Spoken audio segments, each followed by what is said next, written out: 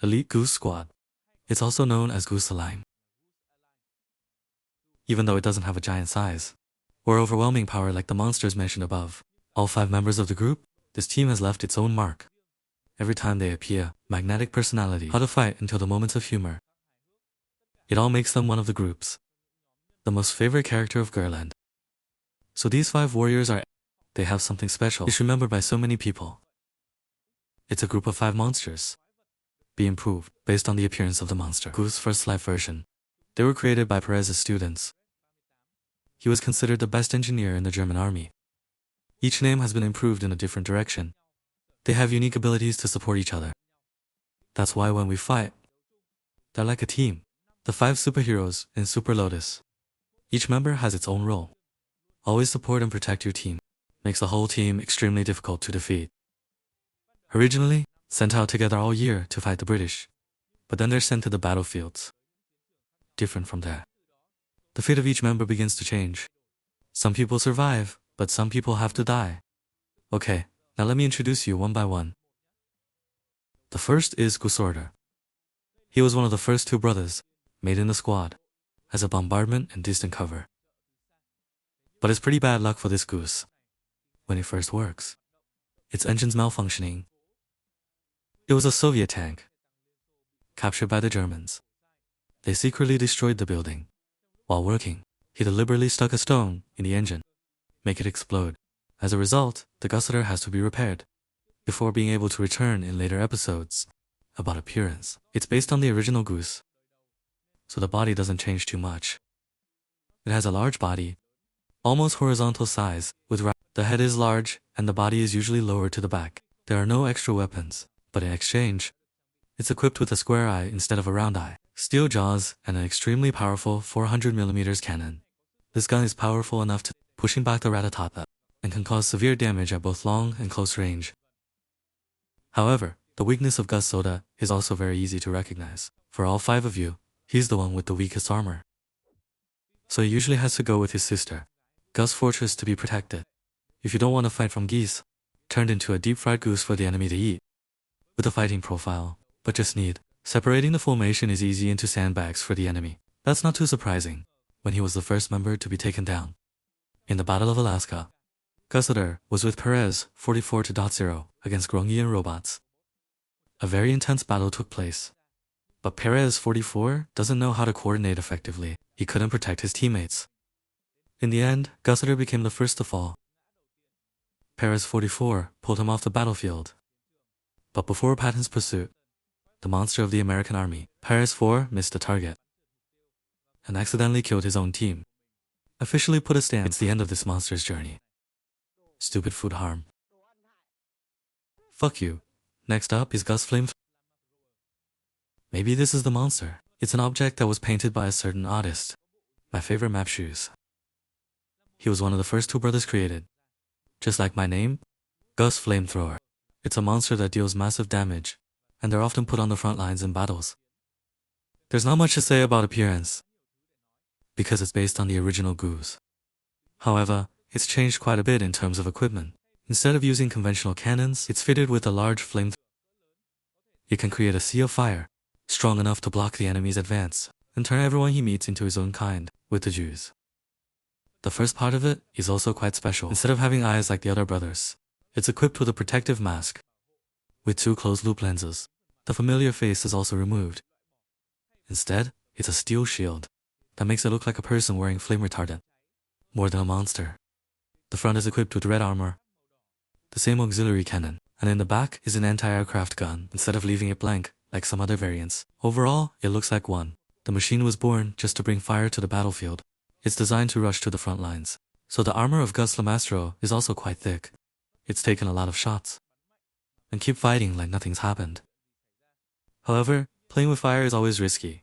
The biggest weakness of this goose is its 2 vases, the giant fuel, placed inside the body. Normally the opponent is difficult to hit, but if you take a shot strong enough, it will almost certainly explode. Outside the part, its rear armor is also much thinner, compared to the front. Just go around the back and aim at the engine the same way.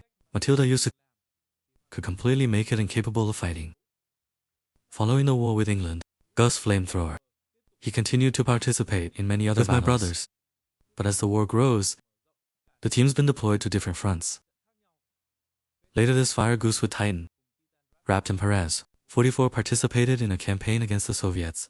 Here it almost turned warrior, Zuka, of the Soviet Union. They were mistaken by the Jews for their own kind. If not, the 44 appear feed sausage into no more support team. Gus Flamethrower forced to lone confront with the 44. And the results weren't too surprising. It was eventually defeated. It exploded on the battlefield. I ended my journey quite quickly. Then there's Gus Fordret. This is the third sister. It was created after two brothers. It's quite interesting in that Bruce Frederick was the only goose in the whole group. There's no manufacturing process in the movie. Instead, for the first time, it was introduced through a German ad. They look different from the rest of their brothers. Bruce Fortress does not have the ability to attack too special or complicated support equipment. Its mission is very simple: become a mobile shield for teammates. Its whole body is covered because of the extremely thick armor. It's not called super thick. From the undercarriage, the first part is well protected. There's a big horn on top of it. Looks pretty cool. Its power is not weak, but not too prominent. By what makes Gus Ferdinand, the most important thing is the ability to defend. The armor alone, that's enough to stop a lot of attacks. Even survive the aftershock of a nuclear explosion. And it also has a very interesting defense mode. In case you don't need to move, or can't keep fighting, Louis' Fortress can remove the barrel. Lower the whole body down. Turn yourself into a true steel fortress. According to the War with Water, this goose continues to join the battlefield against the American army after the nuclear explosion. We also see another side of it. He was sad about the death of his brother.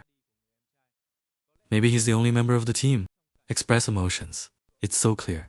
Later, Wolf Fordret continues to participate in many other missions. Once, it's also a temporary cosplay. When breaking the tracks, Waff and Dragon and Steam Boy packed with cake, but in the end they both managed to escape. But it's also created a lot of trouble for them. During this time period, it also shows that you have more emotions than before, such as liking the cowboy hat that I picked up. Team up for a while, except for looking cooler. That hat doesn't work. Louis Ferdinand returned to the battlefield to confront the Steam Boy, and that was the last time we see it appear. At that time, he continues to hear the news about another brother falling down. Not over. His favorite hat was stolen by his superiors. It makes the mood even worse. The future of Goose Fortress is coming. Now, one thing is fairly certain. That's with my cattle. This goose will probably still live a long time. Next up is Goose Engineer.